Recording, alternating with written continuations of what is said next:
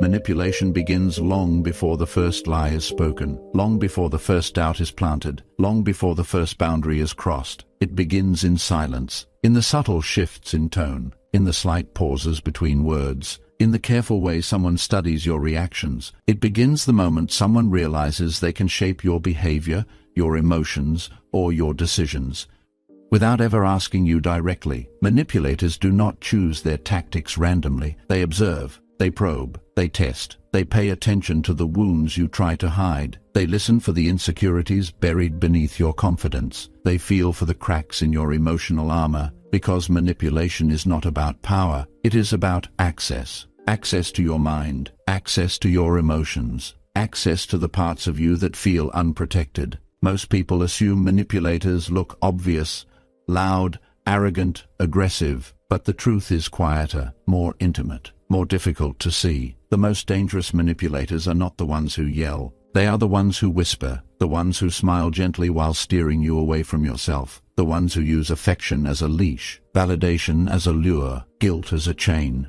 silence as a weapon. This audiobook is about awakening your awareness, not to make you paranoid, but to make you powerful, to help you recognize the moment someone begins pulling your strings, to help you cut those strings before they tighten, to help you trust yourself again after being manipulated. You are about to learn how manipulation works, how it begins, how it grows, how it disguises itself as love, support, guidance, or protection, and most importantly, how to stop it before it rewrites your identity. Every chapter will take you deeper into the psychology of control, not to frighten you, but to free you, because once you understand manipulation, you can no longer be controlled by it. Take a deep breath. The journey begins. Chapter 1.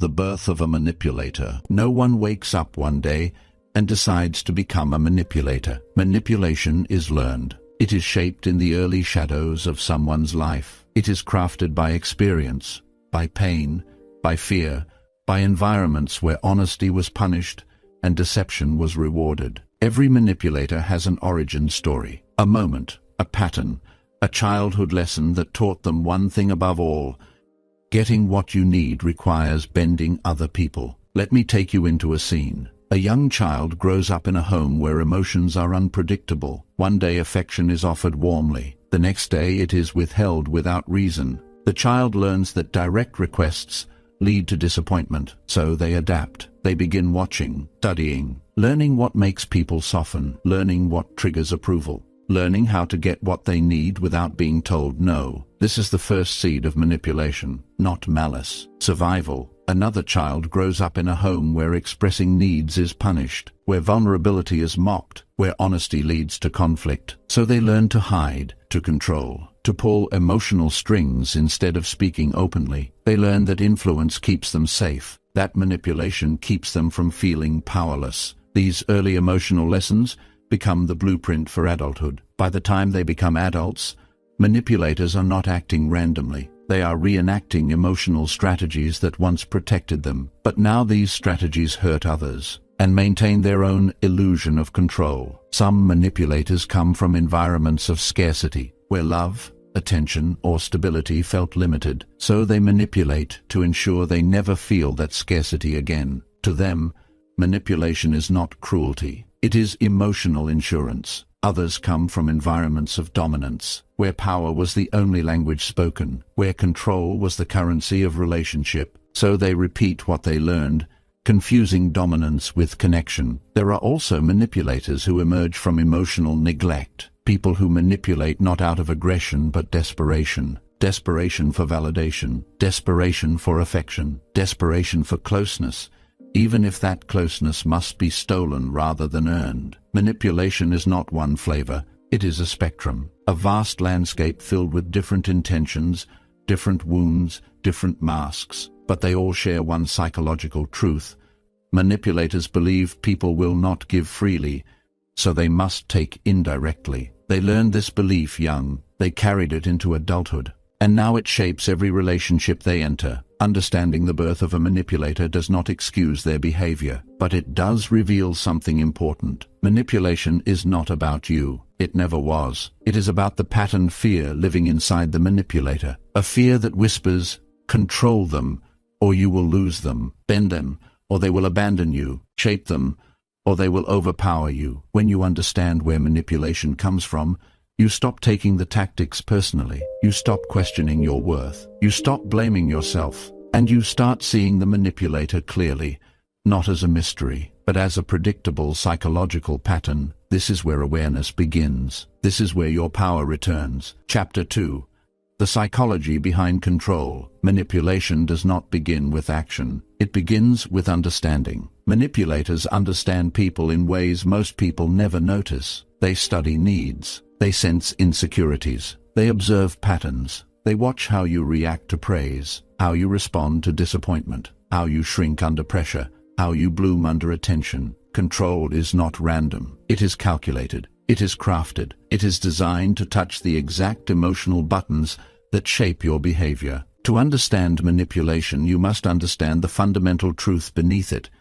Human beings are influenced by unmet needs more than by conscious decisions. People want to be seen. People want to be valued. People want to feel safe, supported, validated, important. Manipulators know this instinctively. Even if they cannot explain it psychologically, they can feel it. Most manipulation works because it does not attack you. It satisfies you. It gives you something you crave: attention, affection, validation, reassurance, praise, or a sense of belonging. Manipulators understand that humans trade autonomy for emotional comfort without realizing it. Let me take you into a quiet moment. Imagine you are having a difficult day, feeling overlooked and misunderstood. Someone appears with perfect timing. They compliment you. They reassure you. They offer sympathy. And for a moment, they make you feel seen, safe, understood, held. This is how manipulation begins, not with hostility,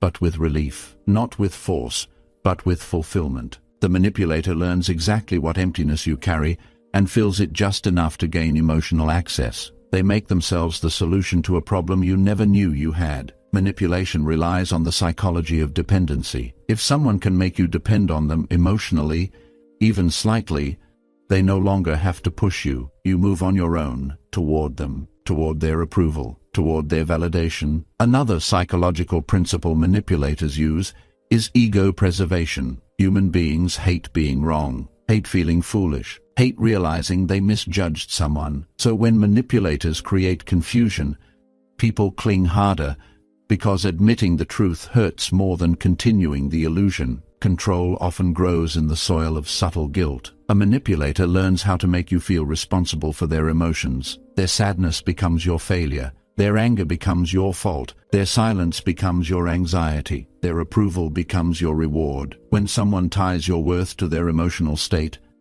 they gain control over your choices without ever raising their voice. A manipulator also understands the psychology of intermittent reinforcement, giving affection unpredictably, offering praise inconsistently, showering you with attention one day, then withdrawing the next. This creates emotional addiction, because the brain becomes wired to chase the next moment of warmth, even when it comes wrapped in pain. The most powerful manipulators understand something deeper, not just your needs, but your fears. Your fear of abandonment, your fear of not being enough, your fear of conflict, your fear of disappointing others, your fear of being alone, your fear of losing love once you finally receive it. Control grows wherever fear lives. If they can trigger your fear, they can guide your behavior. Let me give you another cinematic moment. A man sits across from someone who claims to care for him. They say all the right things. They appear supportive, but every compliment carries a shadow. Every reassurance carries a condition. Every concern carries a hint of threat. You know I am the only one who truly understands you.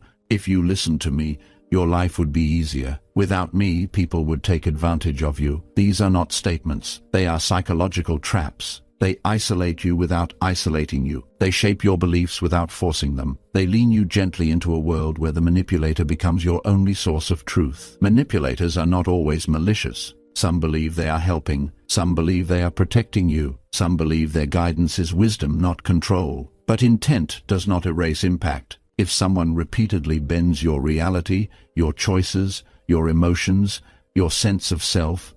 It is manipulation, no matter how softly it is done. The psychology behind control is simple yet devastating. Manipulators understand people who do not understand themselves. They read your emotional patterns before you notice them. They see your needs before you name them. They sense your weaknesses before you guard them. They use knowledge as leverage, understanding as power, intimacy as influence. And the moment you begin doubting your own judgment, they no longer need to manipulate you. You begin manipulating yourself for them. That is the true goal of manipulation. Not control through force, but control through surrender. A quiet surrender, so subtle you believe it was your idea all along. Once you understand this, you will never again confuse manipulation with love. You will never again confuse control with guidance. You will never again confuse pressure with protection. Understanding the psychology behind manipulation is the first step to disarming it. You cannot defeat what you do not recognize. Now you do. Chapter 3. Emotional manipulation. The subtle war. Emotional manipulation rarely enters your life loudly. It does not begin with shouting. It begins with softness, with understanding, with warmth that feels like a refuge. Manipulators know that the easiest way to access your mind is through your heart. If they can influence your emotions, they can influence everything else. Your decisions, your boundaries, your confidence, your perception of reality. Emotional manipulation is not a single tactic. It is an atmosphere, a slow and steady shift in how you feel about yourself. It is the war you cannot see, fought in the quiet corners of your mind. Let me take you into a scene. A woman sits on the edge of her bed after a difficult conversation. Her partner didn't yell, didn't insult her, didn't raise a hand. Instead, he sighed quietly, looked disappointed, spoke in a tone that made her feel like she had failed him. And somehow, without any clear wrongdoing, she feels guilty. She feels responsible. She feels like the villain in a story she didn't write. This is emotional manipulation. Not the kind that scars the skin, the kind that rewrites the heart. Manipulators use emotions like instruments: sympathy when they need closeness, disappointment when they want obedience, fear when they want compliance, guilt when they want control, love when they want devotion. The most skilled manipulators never ask for power, they make you offer it. Emotional manipulation often begins with emotional dependency. They make themselves the center of your comfort, the source of your validation, the voice that tells you who you are. They become the person you seek when you are hurt, and the person who quietly becomes the cause of that hurt. This is the cycle. This is the trap. Emotional manipulators create emotional storms and emotional shelters, and they stand in both places. They break you apart, then hold you while you cry. They create the anxiety, then soothe the anxiety. They isolate you emotionally, then convince you they're the only one who truly understands you. This dynamic is powerful because it imitates love, but it is not love. It is emotional control disguised as intimacy. One of the strongest tools in emotional manipulation is self-doubt. They make you question your memory, your reactions, your instincts, your worth. Not directly at first, indirectly, softly. You are too sensitive. I never said that. You misunderstood me. You always overreact. These sentences seem harmless, but over time they dismantle your trust in yourself. Once you stop trusting your own perception,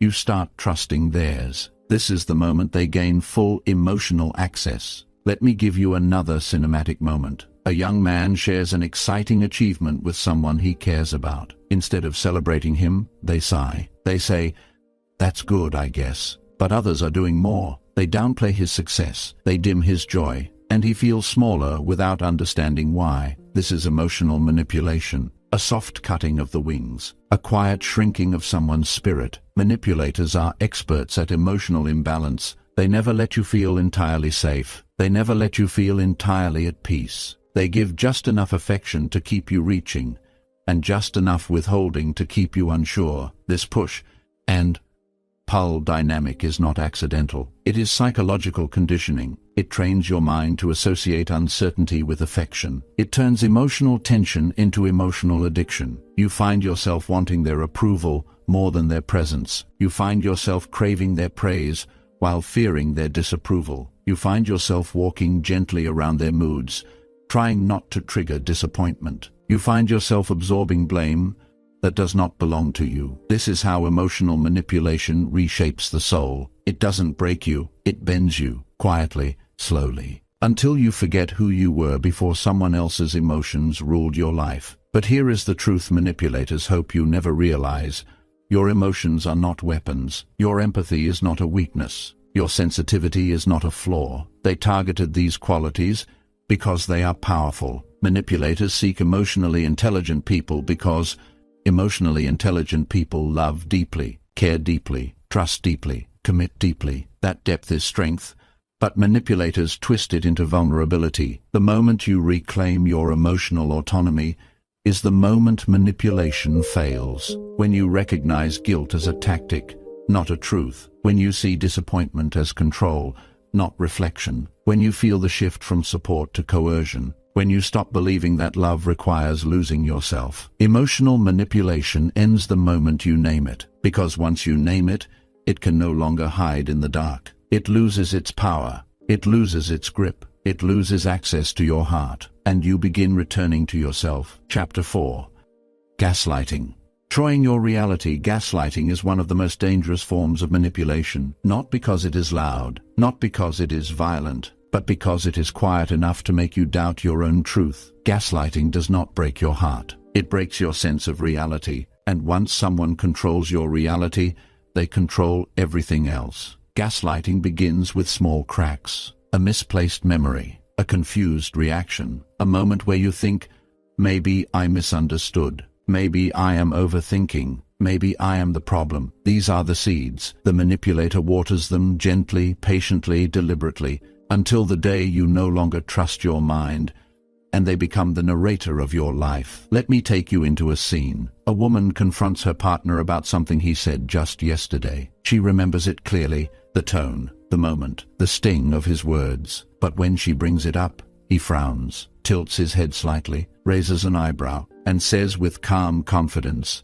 "I never said that. You are imagining things." Her heart drops, her breath tightens. She feels disoriented. She knows what she heard, but his certainty is stronger than her confusion. And slowly, she steps back from her own memory and into his. This is gaslighting. Not the lie, but the confidence behind the lie. The certainty that erodes your certainty. The calmness that destabilizes your reality. Gaslighting distorts your truth until you begin to rely on the manipulator's version of events. They become your compass, your mirror, your memory, your judge, your reality. And without realizing it, you stop trusting the one thing that has protected you all your life, your intuition. Gaslighting follows a predictable pattern. It begins with denial. I never said that. I didn't do that. You are remembering wrong. Then it grows into minimization. You are overreacting. It wasn't a big deal. You always make things dramatic. Then it progresses into rewriting your history. That's not how it happened. You are twisting the story. You are too emotional to remember correctly. Finally, it becomes character assassination disguised as concern. You're unstable. You need help. Your memory is always wrong. You are too sensitive. Here is the insidious truth. Gaslighters don't just make you doubt what you saw, they make you doubt who you are. Let me give you another cinematic moment. A man finds messages on his partner's phone that make him uncomfortable. He confronts her gently. She laughs, rolls her eyes, and says, "You are so insecure. I can't believe you think like this." His concern becomes a flaw. His intuition becomes a weakness. His boundary becomes proof of emotional instability. And so he apologizes, not for doing something wrong, but for feeling something real. That is the psychological violence of gaslighting. It makes you apologize for your own perception. It makes you distrust your emotional signals. It makes you shrink into someone who doubts every thought they have. Gaslighting turns your mind into a maze where the manipulator holds the map. Its power lies not in the lie, but in the erosion, the slow wearing down of your self-belief, your confidence, your clarity, your identity. A gaslighter's goal is not just to deceive you, it is to make you dependent on them for the truth. Because if they control your reality, you will never leave, you will never challenge, you will never see the manipulation clearly enough to escape. Gaslighting is a prison built in the mind, a prison with no bars, yet impossible to walk out of until you see the illusion for what it is. But here is the light within the darkness. Gaslighting begins to fail the moment you start listening to the quiet voice inside you, the voice that says, "No, That's not how it happened. I remember clearly. My feelings are valid. My reality is real. Gaslighting thrives in isolation. It dies in truth. The moment you reconnect with your own internal compass, the spell breaks, the fog lifts, and the manipulator loses control, not because they changed, but because you remembered yourself. This chapter is not meant to frighten you. It is meant to empower you, because gaslighting is not a reflection of your weakness. It is a reflection of their fear. Fear that if you hold on to your truth, they will lose their power. And they are right, because truth is freedom, always. Chapter 5. Love bombing. The bright flame before the darkness. Love bombing is one of the most seductive manipulation tactics ever created. It is bright. It is intoxicating. It is overwhelming in a way that feels almost magical. It happens fast. It burns hot. It sweeps you into a world where someone seems to understand you instantly, admire you completely, and cherish you intensely. Love bombing feels like a miracle, but it is a trap disguised as affection. Manipulators use love bombing to create emotional dependency before you even realize you are vulnerable. They pull you in with intensity so powerful that it feels like destiny. You believe you've met someone who finally sees you, finally appreciates you, finally gives you the love you've always deserved. And that is how the trap closes. Softly, beautifully, convincingly. Let me take you into a moment. You meet someone new. You share a conversation that feels electric. They text you immediately after. Then again in the morning. Then again during the day. In their words, you feel seen. In their tone, you feel chosen. They speak of a future with you faster than you expected. They shower you with compliments that feel genuine, but come too frequently, too intensely, too soon. It feels like connection, but it is acceleration. It feels like passion, but it is strategy. It feels like love, but it is control wrapped in affection. Love bombing is the emotional hook manipulators cast before they reel you into something much darker. The psychology behind love bombing is simple but devastating. It is built on emotional inflation. They inflate your worth, so that later they are the ones who can deflate it. They lift you high, so that the fall becomes disorienting. They become your source of joy, so later they can become the source of your pain. The rise is not about love. It is about leverage. When someone showers you with affection too intensely, they are not giving love. They are buying loyalty. They are creating a debt you did not agree to pay. They are building emotional credit they will later weaponize. Love bombing is not about connection. It is about conditioning. Once you become accustomed to the intensity, the manipulator begins phase 2, the withdrawal, the silence, the emotional distance, the sudden shift that hits you with the force of a collapsing star. You find yourself confused. You replay every moment. You wonder what changed, what you did wrong, what they suddenly disliked, why their tone is colder, why their effort vanished. You crave the intensity that once felt like love. You begin working harder to earn it back. This is exactly what they wanted. The addiction has begun. Because love bombing is not meant to last. It is meant to create emotional hunger. A hunger only they can satisfy. A hunger they will punish you with. Let me take you into another cinematic moment. A man who once called you every morning now replies late. A woman who once praised every part of you now criticizes small things. Someone who once said, "You are everything to me," now seems irritated by your presence. The warmth fades, the glow dims, the affection evaporates, and you find yourself chasing a version of them that never truly existed. You try to win back what was never real. You try to fix what was never broken. You try to revive a love that was never love. Only strategy. This is the heartbreak of love bombing. Not the loss of the manipulator, but the loss of the illusion you believed in. But here is the truth manipulators fear most. The love they give in the beginning is a mirror of your worth, not theirs. They reflect the beauty they see in you, your kindness, your empathy, your vulnerability, your longing to be seen, your desire for connection. You did nothing wrong. You were not foolish. You were emotionally open, and they exploited that openness. The moment you recognize love bombing for what it is, the fog lifts. You begin to see the intensity, not as passion, but as persuasion, not as connection, but as control, not as chemistry, but as choreography. And you realize something powerful. You were never loved too quickly. You were targeted too quickly. But you are stronger than the manipulation. You are wiser now. You understand that genuine love does not race. It builds, it grows, it breathes, it respects your pace. Love bombing is a performance. Real love is a presence. And when you learn the difference, you become untouchable to those who use affection as a weapon. Chapter 6. Guilt, shame, and emotional leverage. Manipulators do not always take power by force. Sometimes they take it by making you feel responsible for their emotions. Guilt, shame, obligation. These are the emotional levers they pull when they want silent obedience without ever asking for it directly. Guilt is the rope, shame is the knot, and emotional leverage is the hand that pulls it tight. Manipulators understand something most people don't. Human beings will do almost anything to avoid feeling like they have disappointed someone they care about. We are wired for connection, wired for belonging, wired to repair emotional ruptures even when we did not cause them, and that is where manipulation finds its sharpest edge. Let me take you into a quiet moment. A woman simply says she needs space. Nothing dramatic, nothing cruel, just a boundary. But the manipulator sighs, looks hurt, whispers, "I guess I am just not important to you." Suddenly, she feels guilty, not because she did something wrong, but because he made her feel responsible for his emotional reaction. This is emotional leverage, not the guilt itself, but the transfer of responsibility. Your emotional need becomes their emotional wound, and now you must fix something you didn't break. Guilt is one of the easiest tools for manipulators because it is quiet. It slides under your skin. It makes you second guess your motives. It makes you apologize for things you shouldn't apologize for. It makes you shrink inside your own voice. But shame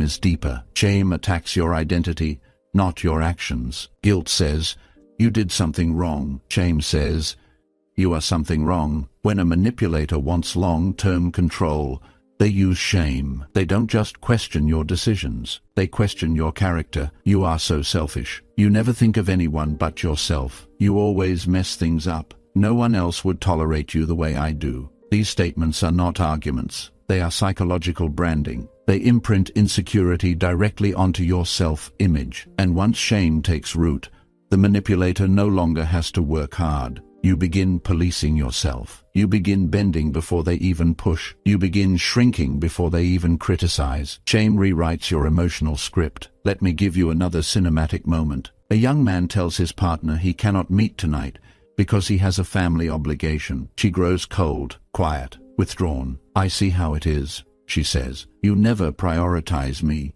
I guess I'll just get used to being last." He didn't do anything wrong, but now he feels like he did. He feels torn, responsible, anxious to repair the moment. This is manipulation, turning normal decisions into emotional crimes, turning boundaries into betrayals, turning independence into selfishness. Manipulators use emotional leverage to make you question your innocence, because if you feel guilty, you are easier to control. If you feel ashamed, you are easy to silence. If you feel obligated, you surrender without noticing. Another tactic they use is weaponized vulnerability, crying at the exact moment you try to speak your truth, acting devastated when you assert a boundary, shutting down emotionally when you express a need. They transform your honesty into cruelty, your independence into abandonment, your want for clarity into an attack. Suddenly, you are no longer standing up for yourself. You are tiptoeing around their emotions. Your life becomes a careful dance of not upsetting them, not disappointing them,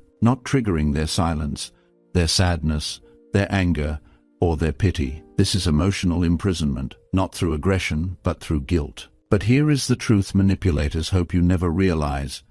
You are not responsible for emotions you did not create. You are not required to sacrifice your peace to maintain someone else's comfort. You are not selfish for having needs. You are not cruel for setting boundaries. You are not wrong for wanting to protect your emotional well-being. Guilt is a tool only when you hold it. Once you drop it, it cannot control you. Shame is a mask someone tries to put on you, but it only sticks if you believe the image is yours. Emotional leverage only works when you forget your worth, when you forget your autonomy, when you forget that you are not a character in someone else's emotional story. Breaking free begins with a simple realization: you are allowed to disappoint people. You are allowed to make decisions they do not like. You are allowed to walk away from guilt disguised as love, and you are allowed to reject shame that never belonged to you. The moment you refuse to feel guilty for existing, the manipulator loses their strongest weapon, and you reclaim the emotional freedom they hoped you'd never find. Chapter 7. The Art of Deception, Lies That Feel Like Truth. Deception is not always loud. It does not always come wrapped in obvious contradictions or blatant dishonesty. The most dangerous lies are not the ones you can hear. They are the ones you can feel, but cannot explain. They slip into your mind quietly. They sound reasonable. They feel familiar. They blend with your hopes. They echo your fears. They align with what you secretly want to believe, and that makes them powerful. Manipulators are not defined by how often they lie. They are defined by how beautifully they lie. They don't create deception. They curate it. They shape it. They polish it until it feels warm, believable, comforting, safe. Deception is not a blade in their hand. It is a blanket, soft, warm, inviting. A blanket they wrap around your mind until you forget the coldness they themselves created. To truly understand deception, you must understand this. Manipulators do not lie to distort your reality. They lie to replace it. Let me take you into a cinematic moment. A person sits across from someone they love. They sense distance. Something feels different. Something feels off. They gather their courage and ask gently, "Is everything okay? Are we still good?" And the answer comes smoothly, effortlessly. "Of course." You are imagining things. The tone is calm. The eyes are steady. The smile is soft. The lie is perfect. Because it isn't designed to fool the mind, it's designed to soothe the heart. Manipulators understand that people would rather believe comforting lies than painful truths. So they give you comfort and take your truth. Deception follows a predictable psychological rhythm. First, the manipulator studies what you fear: abandonment, rejection, losing love, being misunderstood, being alone. Then they craft lies that soothe exactly those fears. Lies tailored for you. Lies designed to feel like medicine. Lies that taste like reassurance. Not because they want to help you, but because reassurance is the leash. Once you begin needing reassurance, you begin needing them. Another form of deception is strategic honesty. Manipulators know that too many lies raise suspicion, so they mix truth and lie like a master painter mixing colors. A little honesty here, a small confession there, a vulnerable story on a quiet night, a tearful admission that makes you think, they would never lie to me after opening up like this. But they would, and they do, because the confession was not vulnerability, it was investment, a deposit made to earn your trust, so they can withdraw your certainty later. Let me give you another cinematic moment. A man discovers a message on his partner's phone that doesn't feel right. Nothing explicit, nothing incriminating, just wrong. He confronts gently, and she responds with a wounded expression. "How could you think that of me?" Suddenly he feels ashamed for doubting. The lie is not the message. The lie is the performance, the hurt tone, the trembling voice, the subtle shift of blame, the illusion of innocence wrapped in emotional theater. Manipulators do not simply lie with words. They lie with tone, with posture, with silence, with carefully timed affection, with strategically placed disappointment, with pauses that make you question your own interpretation. They lie with half-truths, with omissions, with stories told backward, with facts bent just slightly,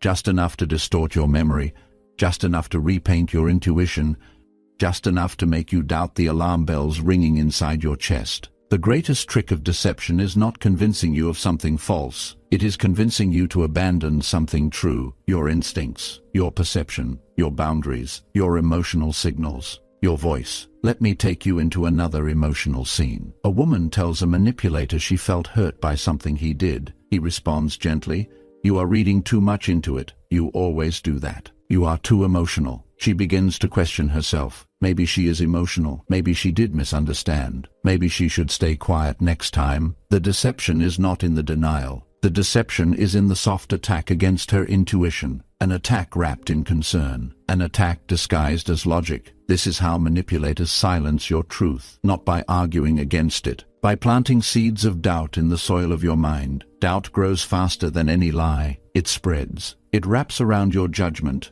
It suffocates your clarity. It convinces you that the manipulator's story makes more sense than your own, and slowly, you surrender your clarity in exchange for peace. A peace that exists only when you stop questioning them. But here is the darkness behind deception. Manipulators lie not because they are strong, but because they are afraid. Afraid of being exposed, afraid of losing control, afraid of losing you, afraid of facing their own truth. Lies are their armor. Lies are their shield. Lies are the castle walls they hide behind, because reality terrifies them. Yet here is the truth. They hope you never realize. The moment you trust your own perception more than their performance, their deception collapses. The moment you pause and listen to the quiet discomfort in your chest, you see the cracks in their story. The moment you stop letting their tone override your intuition, their power begins to fade. Because lies can imitate truth, but they cannot replace it, not permanently, not completely, not in the presence of someone who finally sees clearly. Deception is powerful, but awareness is stronger. And once deception loses its hiding place, it loses its control. This is the chapter where the shadows begin to thin and the truth starts to rise, slowly, quietly, but undeniably. Chapter 8. Power Dynamics. Why manipulators target certain people. Power is not always loud. It doesn't always come from strength, aggression, or control. Sometimes power hides in silence, in vulnerability, in kindness, in longing, in the soft areas of a person's heart that they don't realize are visible. Manipulators sense these soft areas the way predators sense movement in the dark, not because their victims are weak, but because their victims feel deeply, because their victims love honestly, because their victims trust sincerely, because their victims care more than most people ever will. Manipulators do not target everyone. They target the emotionally rich, the empathetic, the generous, the hopeful, the spiritually alive, the kind-hearted, the ones who believe in people even after being hurt, the ones who see potential instead of danger, the ones with hearts so open that they forget not everyone deserves access. To understand manipulation, you must understand why you were chosen, not because you were weak, but because you were powerful in a way the manipulator could use. Let me take you into a cinematic moment. A manipulator walks into a room filled with people. They scan the space silently. They notice the loud ones, the confident ones, the guarded ones, but none of them interest the manipulator. Then their eyes land on someone who listens deeply, someone who responds thoughtfully, someone who apologizes even when they didn't do anything wrong, someone who carries emotional warmth without realizing it fills the room. The manipulator knows instantly this is the one, not because they want to destroy them, but because they want to feed off their emotional richness. Manipulators are attracted to emotional energy they cannot generate themselves. The power dynamic between a manipulator and their target is built on two psychological truths. 1. The manipulator needs control to feel safe. 2. The target needs connection to feel valued. This creates a dangerous imbalance. The manipulator pulls, the empath leans in. The manipulator withholds, the empath tries harder. The manipulator criticizes, the empath self-corrects. The manipulator creates distance, the empath bridges the gap. It is not a relationship, it is an equation, one in which only one person benefits. But the power dynamic is not as obvious as it seems. The manipulator appears dominant, but they are emotionally fragile. The empath appears fragile, but they are emotionally powerful. Manipulators cannot sustain intimacy. Empaths thrive on it. Manipulators fear vulnerability. Empaths live in it. Manipulators resist emotional truth. Empaths crave emotional truth. This is why manipulators attach themselves to empathetic individuals, because empathy is a power they lack, and they want access to it. They want the warmth they cannot produce, the understanding they cannot give, the emotional safety they cannot create. But here is another layer of the power dynamic. Manipulators also target people with high self-expectations, those who blame themselves before blaming others, those who hold themselves accountable even when they shouldn't, those who assume the best in others even when the evidence says otherwise, those who grew up believing their value is tied to how well they care for others. Manipulators do not overpower strong people, they recruit them. Let me paint another scene for you. Imagine someone who has spent their life being the fixer, the healer, the peacemaker, the emotional anchor for everyone around them. They are used to being the one who holds things together. They are used to being the one who softens conflict. They are used to being the one who gives more than they receive. A manipulator sees this not as kindness, but as opportunity. They think, if I create emotional chaos, This person will try to fix me. If I pull away, they will chase. If I criticize them, they will self-correct. If I withhold affection, they will earn it. If I act broken, they will heal me. To the manipulator, your empathy is not beautiful. It is useful, and that is the tragedy of this dynamic. They take what is sacred and turn it into a resource. But the deepest, most painful part of power dynamics is this.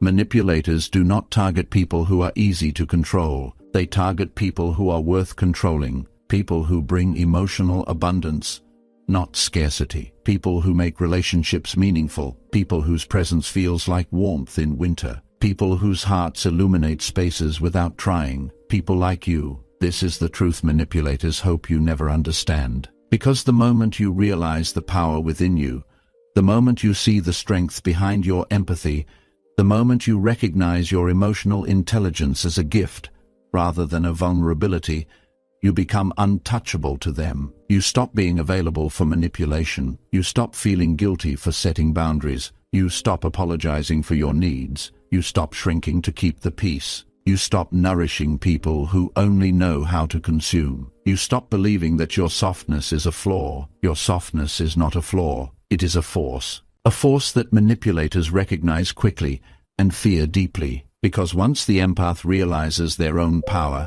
the manipulator loses theirs. This is the turning point in every story of emotional liberation. This is the moment the victim becomes aware. This is the moment the dynamic begins to collapse. This is the moment you step out of their control and back into your own strength. You were never chosen because you were powerless. You were chosen because you are powerful. Now that you know this, everything begins to change. Chapter 9. Breaking the manipulator's script. Every manipulator has a script, a sequence of emotional cues, a predictable pattern of moves, a psychological choreography designed to guide your reactions, bend your boundaries and shape your decisions without you ever noticing. At first, the script feels invisible. You believe conversations are natural, conflicts are coincidental, mood swings are random, withholding is unintentional, but none of it is random. Manipulators repeat their tactics with almost clinical precision. They rely on your predictability, your empathy, your desire for peace, your hunger for connection, your fear of loss, your need to be understood. To truly break free, you must learn how to break the script. Because once the script is broken,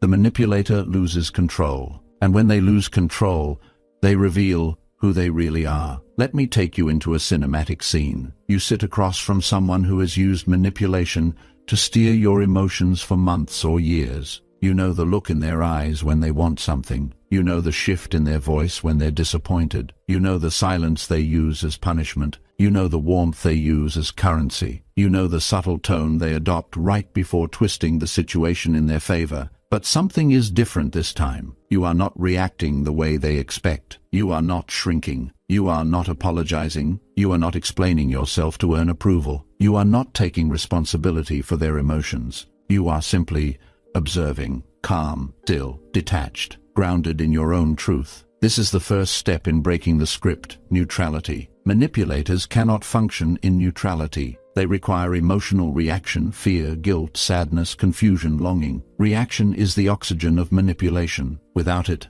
their fire dies. Their power fades. Their script malfunctions. When you stop reacting emotionally, the manipulator cannot find their footing. And suddenly, the script that once controlled you becomes exposed, predictable, even laughably repetitive. They try step 1, guilt. You are really going to act like this? After everything I've done? But the guilt no longer enters your bloodstream. It hovers, it dissolves, it dies. So they move to step 2, self-victimization. I guess I am the bad person again. I can't do anything right. But you no longer take responsibility for their pain. Their words fall flat. Then step 3, anger. How dare you treat me this way? You are being unreasonable. But anger no longer shakes you because you can finally see it for what it is.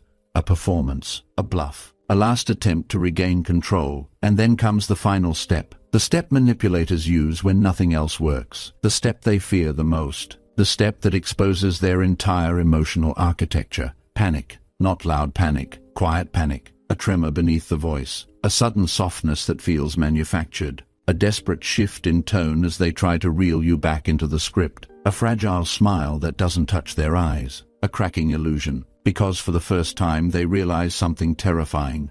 You see them clearly, and clarity is the enemy of manipulation. Manipulators count on three things: your confusion, your emotional loyalty, your fear of conflict. But once you recognize the script, confusion fades, loyalty is re-evaluated, and conflict no longer scares you. You step out of the narrative they tried to trap you in. You stop playing the role they wrote for you. You reclaim your autonomy. Let me take you into another vivid scene. A manipulator tries to start an argument. They provoke you, push your buttons, drop subtle insults, withdraw affection, then demand closeness, all to create emotional chaos. Because chaos is where manipulation lives. But instead of fighting, you respond with calm clarity. I hear what you are saying. I am not engaging in this dynamic anymore. One sentence, a boundary wrapped in stillness, and everything shifts. Their face tightens, their breath changes, their eyes narrow with confusion and irritation. Because this was not in the script. You weren't supposed to choose peace. You were supposed to lose control. You were supposed to feed the chaos. Your emotional reactions once empowered them. Now your emotional self-control disarms them. Breaking the script does not require confrontation. It requires consistency. Consistency in not feeding the patterns that once held you hostage. Consistency in listening to your intuition over their persuasion. Consistency in honoring your boundaries,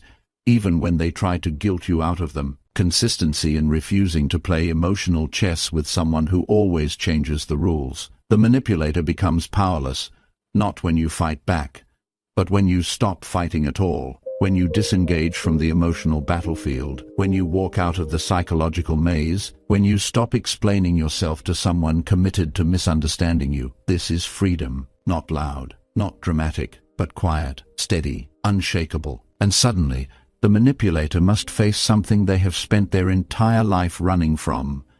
The emptiness inside themselves that no amount of control can fill. When you break the script, you break the illusion. When you break the illusion, you break their power. And when their power breaks, you finally see the truth.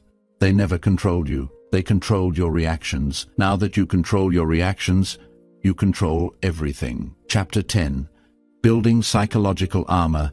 There comes a moment in every survivor's journey when awareness is no longer enough. You can see the manipulation, you can understand the tactics, you can predict the behavior, you can name the patterns, but naming the storm doesn't stop the rain. Awareness opens your eyes, but armor protects your soul. Psychological armor is not about becoming hard. It is not about shutting down. It is not about becoming cold or distant or unreachable. True armor is softness protected, empathy shielded, kindness defended, intuition honored, boundaries enforced, peace preserved. Manipulators do not fear strength, they fear self-awareness combined with boundaries. They fear the moment you stop giving them emotional access. They fear the day you no longer respond in the ways their script demands. They fear the version of you who has awakened to your own power. Let me take you into a cinematic moment. You stand in a room with someone who once controlled you emotionally. Everything looks the same. Their tone, their movements,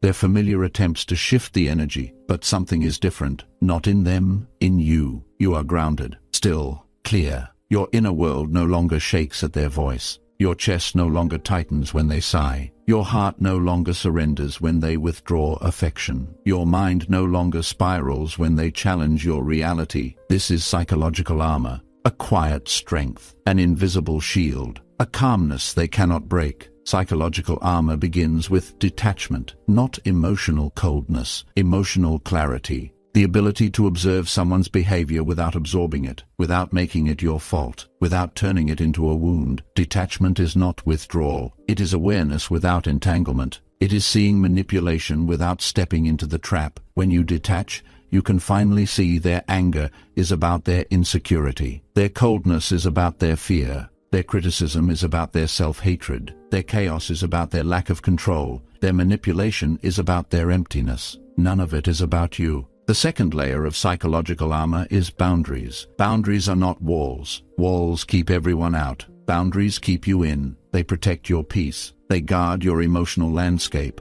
They define what enters your inner world and what gets denied at the door. A boundary is simply the statement, I decide how I will be treated. I decide what I allow into my life. I decide what I will no longer tolerate. Manipulators hate boundaries because boundaries reveal their powerlessness. Once a boundary enters the conversation, the manipulation loses oxygen, the cycle breaks, the script fails, the control dissolves. Let me give you another cinematic moment. A manipulator tries to provoke you by criticizing your decision. Before, you would defend yourself, explain yourself, try to win their approval. Now you simply say, "I understand you feel that way. I am still making my choice." No argument, no justification, no emotional dance, just a quiet line drawn in the sand. A line that says, "You do not control my choices anymore." This is armor, this is liberation. The third layer of psychological armor is emotional independence. The understanding that someone else's reaction does not define your worth. Someone else's disappointment is not your responsibility. Someone else's anger is not your burden. Someone else's silence is not your punishment. Manipulators thrive when you internalize their emotions. They weaken when you return their emotions to them. When you realize, that feeling is theirs, not mine. Emotional independence does not make you unkind. It makes you unmanipulable. The fourth layer of armor is intuition. The inner voice you once silenced for their comfort, the instinct you buried, the warning you ignored, the feeling you swallowed because you were trained to doubt yourself. Intuition is your oldest self-protection system. It is the radar that detects deception before logic does. It is the whisper that says, "Something is wrong here," or "This person is not who they pretend to be." When you rebuild your connection to your intuition, you rebuild your inner authority. You reclaim your sense of reality. You become immune to gaslighting, to deception, to emotional traps disguised as love. The fifth layer of psychological armor is self-trust. The most powerful armor of all. Self-trust is the refusal to abandon yourself again. It is the decision to believe your own feelings, your own memories, your own intelligence, your own truth. Manipulators win only when you trust them more than you trust yourself. The moment you trust yourself again, truly, deeply, unapologetically, their power collapses. Let me give you one more cinematic scene. Imagine walking away from someone who once held you emotionally hostage. Your breath is steady, your voice unwavering, your heart no longer trembling. You are not leaving because they lost interest. You are leaving because you found clarity, because you know your value now, because you know your worth is not up for negotiation, because you know peace is not something you have to earn, because you know that love should never cost your sanity. This is psychological armor, not metal, not hardness, not distance, but understanding, wisdom, boundaries, self-respect, self-trust. Armor is not what protects you from others. Armor is what protects you from abandoning yourself. And once you learn how to wear it, manipulation becomes something you can see coming from miles away, long before it reaches your heart. Chapter 11. Reclaiming your power and identity. There comes a moment in every journey of healing when you realize something life-changing. Manipulation did not just take your peace. It took your sense of self, piece by piece, breath by breath, moment by moment, until you forgot who you were before someone else rewrote your identity. Reclaiming your power is not about becoming stronger. You were always strong. It is about remembering your strength. Reclaiming your identity is not about discovering who you are. It is about returning to who you were before someone taught you to question your worth. Power does not return in a single moment. It returns slowly, quietly, like dawn creeping into a room where you once lived in darkness. Shadows do not disappear all at once. They retreat inch by inch as the light expands. Let me take you into a cinematic moment. You stand alone in a quiet space. It may be your room, your car, your kitchen, somewhere familiar, somewhere safe. There is no argument echoing, no guilt hanging in the air, no intimidation tightening your chest. The silence feels strange, unfamiliar, almost unsettling, because you have lived so long in emotional tension that peace feels foreign. But peace is not emptiness. It is the beginning of your return. Reclaiming your identity begins with stillness. The moment you stop hearing their voice in your mind, the moment you stop calculating your words for their reaction, the moment you stop rehearsing your truth for their approval, the moment you stop sacrificing your needs to maintain their comfort, stillness reveals what manipulation once buried: your original voice, your natural instincts, your authentic desires. your forgotten dreams, your unfiltered emotions. Manipulators do not just distort your reality, they distort your self-image. They convince you to doubt your memory, to silence your intuition, to dim your light, to shrink your personality, to ignore your needs, to question your worth. Reclaiming your identity means unraveling each of these distortions one by one. You begin to ask questions you had been too afraid to ask before. Is this belief actually mine? Did I learn this opinion from myself or from someone who wanted to control me? Do I truly feel this way, or was I conditioned to feel this way? Is this fear based on reality or based on manipulation? Who am I when no one is demanding I be something else? These questions crack the emotional shell that once imprisoned you. This is where your rebirth begins. Let me give you another cinematic moment. Imagine you are walking through a house that once belonged to you.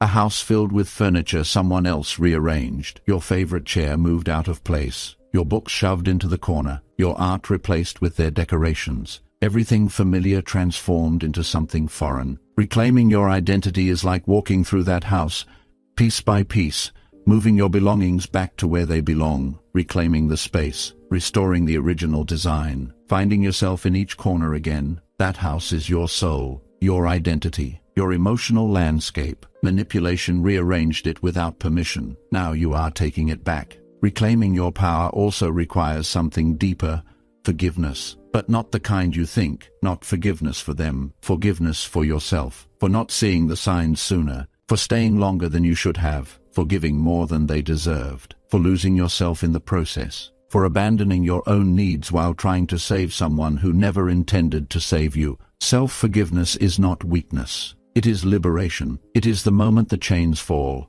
It is the moment the guilt dissolves. It is the moment the shame evaporates. It is the moment you reclaim all the fragments of yourself you once scattered at someone else's feet. Your identity begins to return, first through small decisions, choosing what you like, speaking with confidence, listening to your intuition, saying no without apologizing, setting boundaries without trembling, choosing peace without hesitation. These are the quiet victories, the ones no one applauds, but they matter. They matter more than anyone knows. Then comes the bigger reclaiming, the day you say out loud, I deserve better. The day you stop chasing people who make you feel small. The day you refuse to negotiate your worth. The day you walk away from situations that drain you. The day you protect your heart the way no one protected it in the past. This is not just healing. This is resurrection. Manipulators hope you remain tied to the broken version of yourself. They hope you stay unsure, confused, self-doubting. They hope you never realize how powerful you actually are.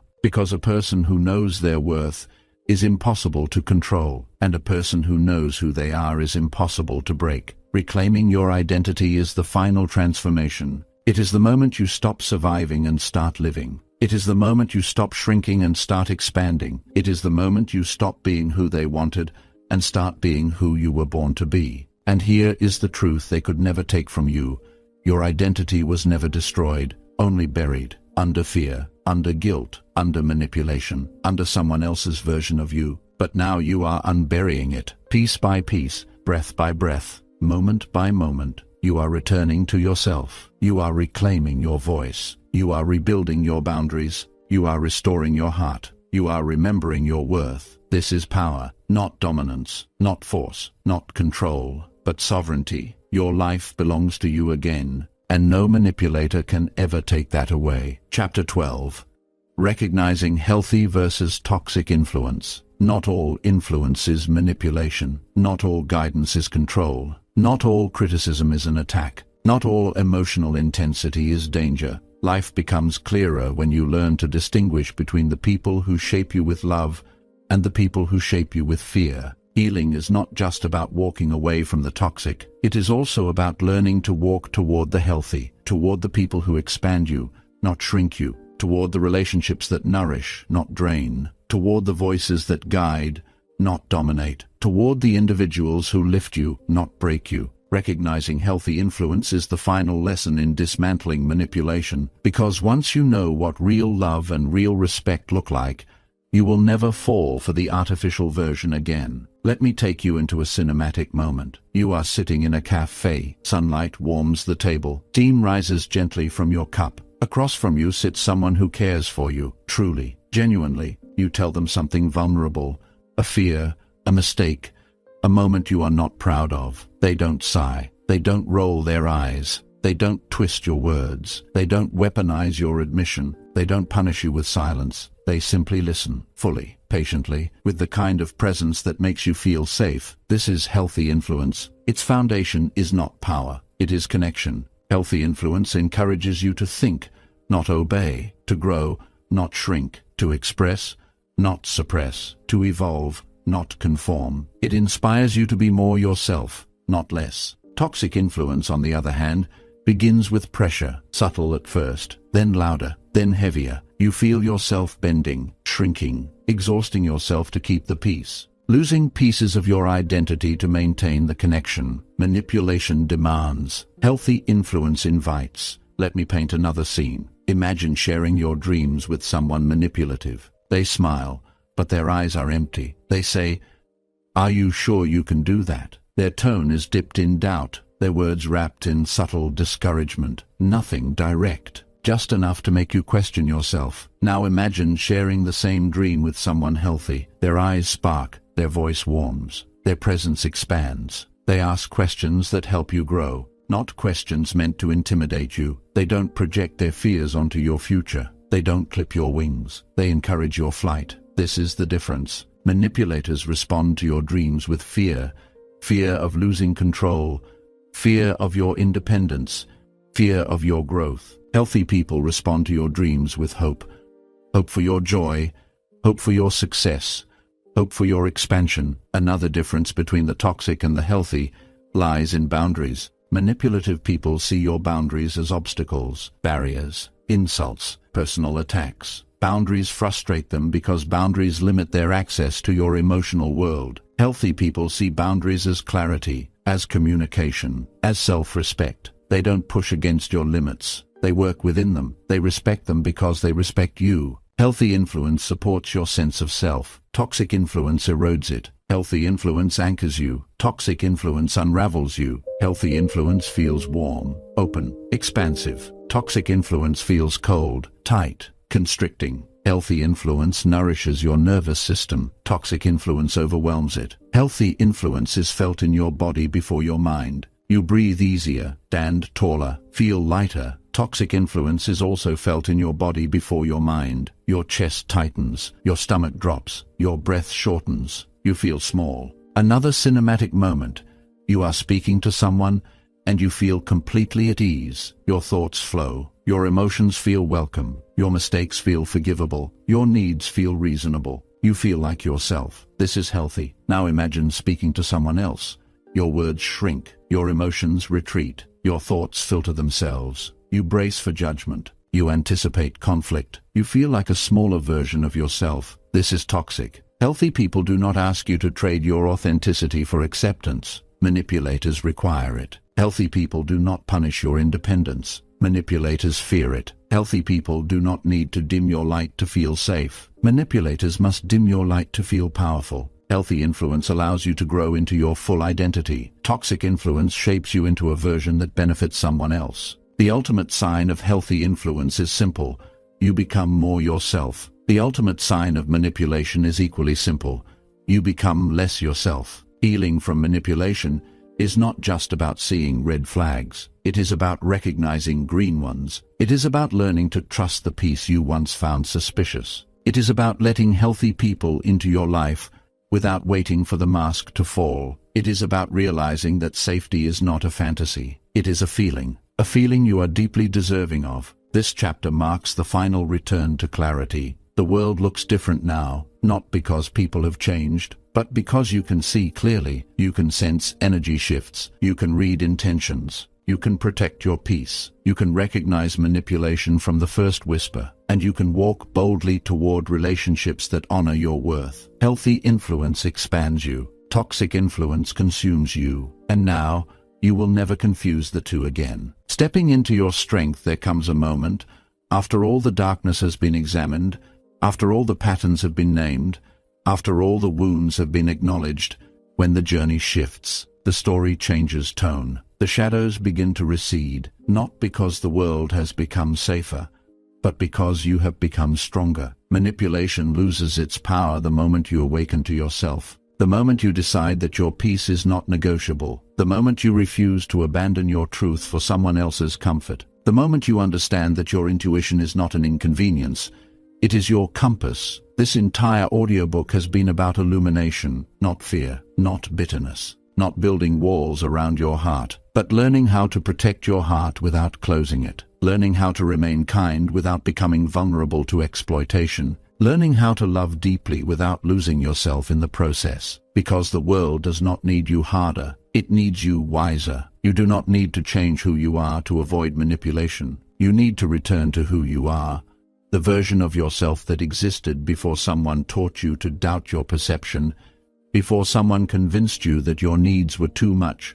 before someone took advantage of the tenderness inside you. Your empathy was never the weakness. Your hope was never the flaw. Your openness was never the mistake. These qualities were the reason the manipulator chose you, not because they made you easy to break, but because they made you beautiful, bright, emotionally rich, capable of love that many people will never experience. Manipulators are drawn to the light because they cannot create it, but now you understand the pattern. Now you know how to shield your flame without dimming it. Now you know how to hold on to yourself even while caring for others. Now you know how to walk into relationships with awareness rather than fear. You have learned how manipulation begins, how it grows, how it disguises itself as affection, concern, or guidance. You have learned to identify the red flags, the gaslighting, the guilt, the deception, the power dynamics, the emotional traps that drain your sense of self. You have learned the tools to break the script, to set boundaries, to build psychological armor, to reclaim your identity from the shadows of someone else's influence. Most importantly,